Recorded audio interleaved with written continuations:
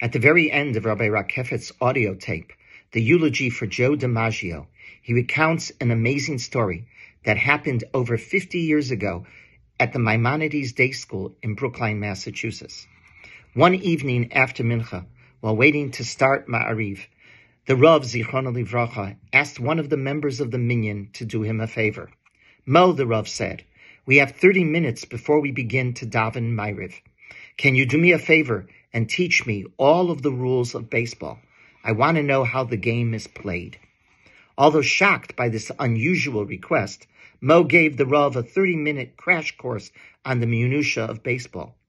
At the end of the 30-minute tutorial, Mo mustered enough courage to ask the Rav why he wanted to know how to play baseball. The Rav replied, my grandchildren are visiting, and I want to be able to talk to them about what interests them. The greatest Talmudic scholar of the 20th century knew what few teachers remember. Always begin a class by first engaging your audience with what interests them. Once you have gained their attention, you can continue teaching them anything you wish.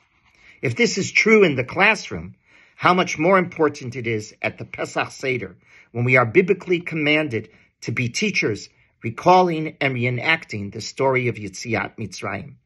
To assist us, our Chazal devised the Haggadah, which is really a teacher's manual and text, created to stimulate thought and discussion. A problem, however, arises at the very beginning, right after Kiddush. According to tradition, we wash our hands and dip a vegetable into salt water. If the purpose of the Haggadah is to arouse stimulating discussion, partaking of an hors d'oeuvre seems to fail the test. Could Karpas, which can hardly fill any stomach, feed the mind? In a setting where all ceremonies are meant to challenge and intrigue us, why did Chazal select such an innocuous ritual to engage their audience? Perhaps we can find our answer in an explanation taught to me by the late Rabbi Isaac Bernstein of London. Rabbi Bernstein, Zichrono Livracha, noted that there is a Gemara at the very end of the 5th chapter of Psachim, on Daf Samachei on the base, that describes how the Korban Pesach was carried home after it was slaughtered and sacrificed in the Beis HaMikdash. The Gemara states, a brisa taught, each and every one put his Korban Pesach in its skin and swung it behind him. Rabbi Elish said, just like Arabian merchants. Why, however, would Jews carry their Korban Pesach home to their Pesach Sedarim looking like Arabian merchants? What could this possibly mean? In attempting to answer this question, the 19th century Reb Shlomo Kluger, in his commentary on the Haggadah, Yirios Shlomo, detects what appears to be a major deficiency in the Haggadah's narrative of the Pesach story. True, Rabbi Kluger notes, we recount how Paro persecuted our people and how Hashem redeemed us from slavery with great miracles. But the beginning of the story is missing. Nowhere do we discuss what caused us to go down to Egypt in the first place. Doesn't the story really begin with the 10 brothers selling their brother Yosef to Arabian merchants? Therefore, when we take our Korban Pesach home from the Beis HaMikdash, we act like Arabian merchants because Yosef's sale led to our arrival in the land of Egypt in the first place. If this is correct, where do we find this message at the Seder? A great medieval scholar, Rav Manoach, in his commentary to the Rambam, Silchos Chometz Umatzah, Perek Ches, Halacha Hey, resolves our dilemma.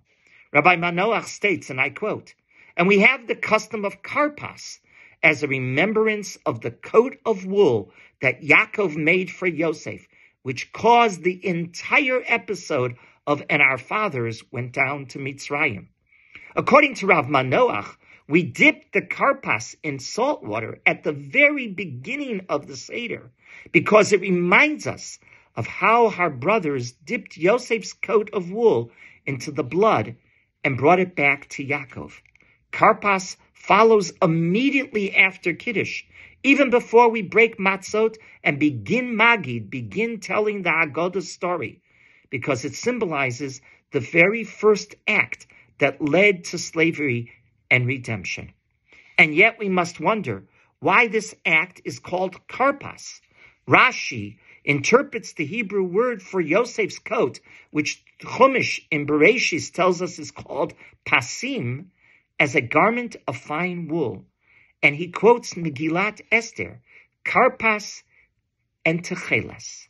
Karpas, therefore, represents the story of Yosef's coat.